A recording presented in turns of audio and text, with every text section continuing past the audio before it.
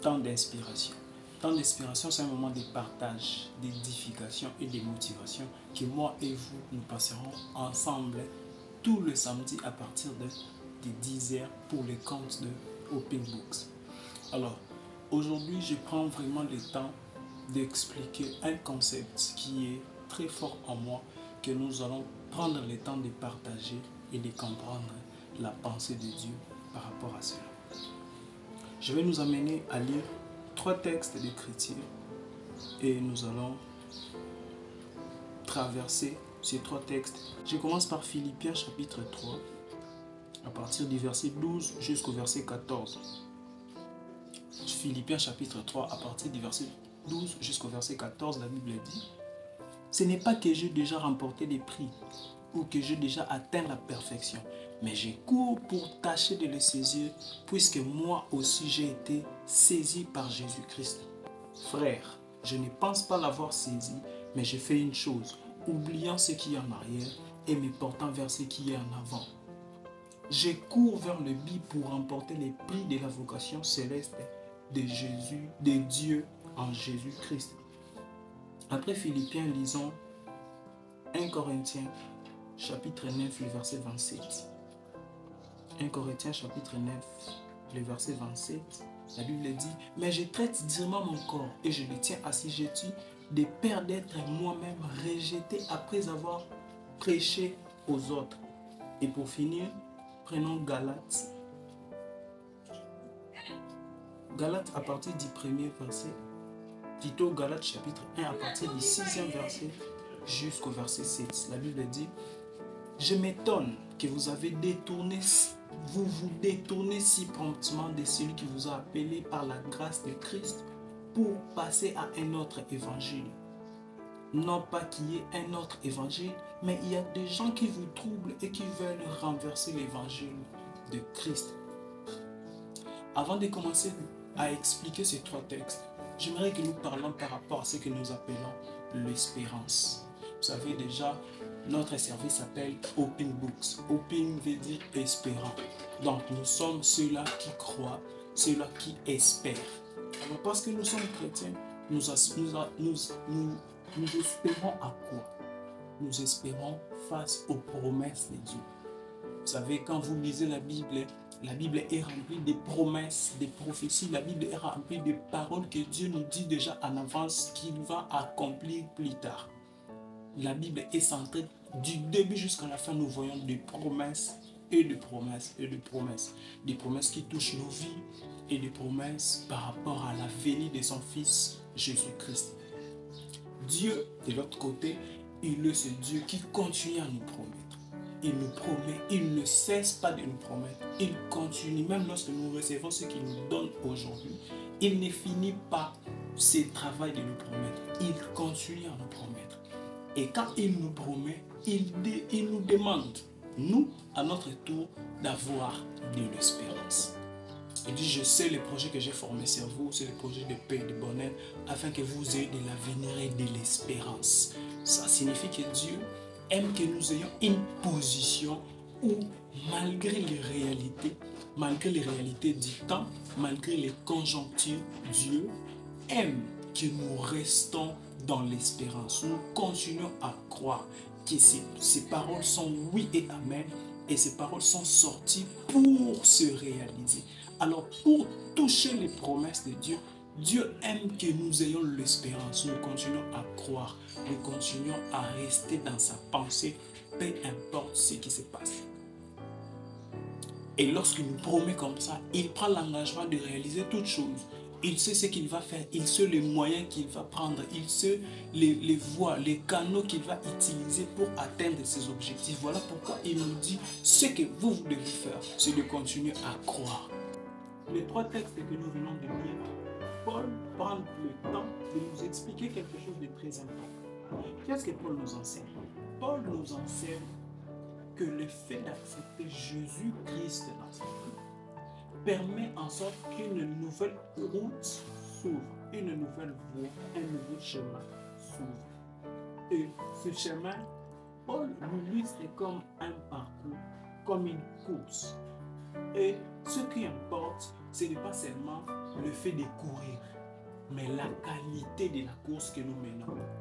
Voilà pourquoi ici, il dit dans 1 Corinthiens chapitre 9, le verset 27, je traite directement mon corps. Donc, je ne traite pas seulement, mais je le traite directement. Ce n'est pas seulement que je cours, mais il y a une façon particulière de courir. Ce n'est pas seulement que on m'appelle chrétien, mais il y a une vie que je dois mener. Ce n'est pas seulement qu'on m'appelle serviteur, mais il y a une vie intime. Il y a une vie que je dois vivre étant que serviteur. Ce qui compte, ce n'est pas seulement d'accepter Jésus-Christ. Je crois fermement que lorsqu'on accepte Jésus dans sa vie, on est sauvé.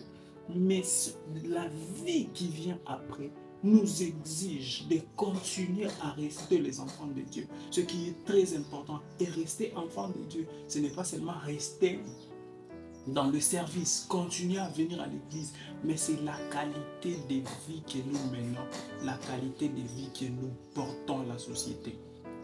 Jésus-Christ nous dit que nous sommes le sel de la terre, nous sommes la lumière du monde. Nous sommes là pour donner la saveur.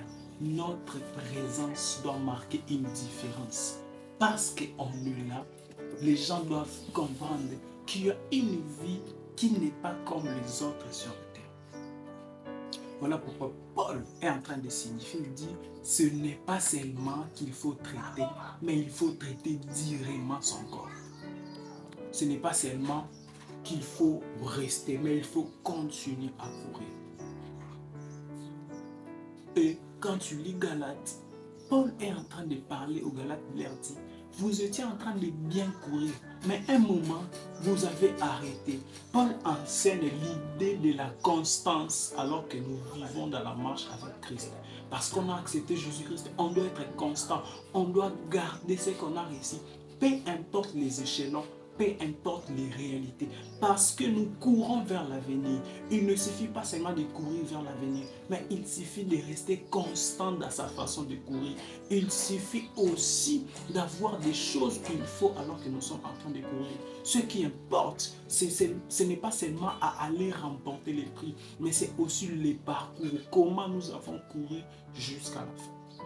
Parce que la Bible nous enseigne que Dieu va récompenser chacun de nous, pas parce qu'on a reçu Jésus, mais par rapport à notre manière de pratiquer, de continuer à courir. Nous n'allons pas remporter tous le même prix. Nous avons tous reçu Jésus et nous allons remporter les prix. Mais les degrés des prix seront différents par rapport à notre façon de faire les parcours, chemin faisant avec Jésus-Christ. Bien-aimés frères et sœurs, je crois fermement que nous avons reçu Jésus. Et parce qu'on a réussi, on doit vivre sa vie sur terre. On doit continuer à rester le sel de la terre. On doit continuer à être la lumière du monde. On n'a pas besoin que nous disons aux gens que nous sommes lumière, mais on a besoin que les gens remarquent par eux-mêmes. Les gens remarquent qu'ils étaient dans les ténèbres, mais notre présence apporte la lumière.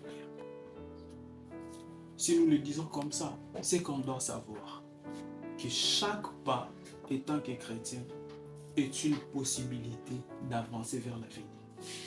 Et parce qu'on avance vers l'avenir, pour nous, l'avenir qui est glorieux, la promesse la plus glorieuse, la plus grande, c'est le retour de notre Seigneur Jésus. Je crois qu'il va venir nous recevoir et il va nous prendre. Mais parce qu'il va nous prendre, alors que nous avançons vers ce retour, nous devons mener une vie de qualité étant que chrétiens ici sur terre. Ce qui est très important. Donc, s'il faudrait peut-être me résumer pour nous permettre d'avoir l'idée par rapport à la prochaine session, ce que Dieu continue à nous promettre. Et la plus grande promesse, c'est le retour de son Fils. Et Dieu, parce qu'il nous promet, il prend l'engagement de réaliser lui-même ses promesses. Et il nous demande de rester dans la voie qui permettra que ces promesses se réalisent. Rester dans la voie ne veut pas dire croiser les bras. Rester dans la voie, c'est rester dans ses pensées, de rester dans ce que lui, il a établi pour que nous avancions. Et selon le texte que nous avons lu, que nous allons continuer à expliquer prochainement, on prend le temps d'expliquer que accepter Jésus-Christ, c'est ouvrir une nouvelle route qu'on doit marcher. Et ce qui compte, ce n'est pas seulement le fait que nous marchons, mais c'est la qualité de notre marche. C'est la façon dont nous continuons à marcher. La vie chrétienne n'est pas une vie de réaction. La vie chrétienne n'est pas une vie que nous postons.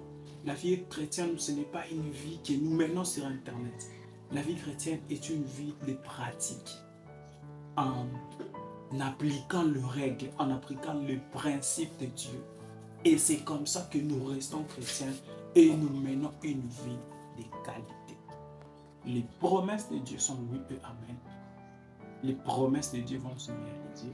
Et Dieu attend de nous une vie particulière qui va nous amener attachés aux promesses de Dieu. Je suis en train de prier en ce moment pour la vie d'une personne. Si tu étais fatigué de rester chrétien, tu étais fatigué, tu attendais tellement les promesses de Dieu, mais tu ne les as jamais vues jusqu'à maintenant.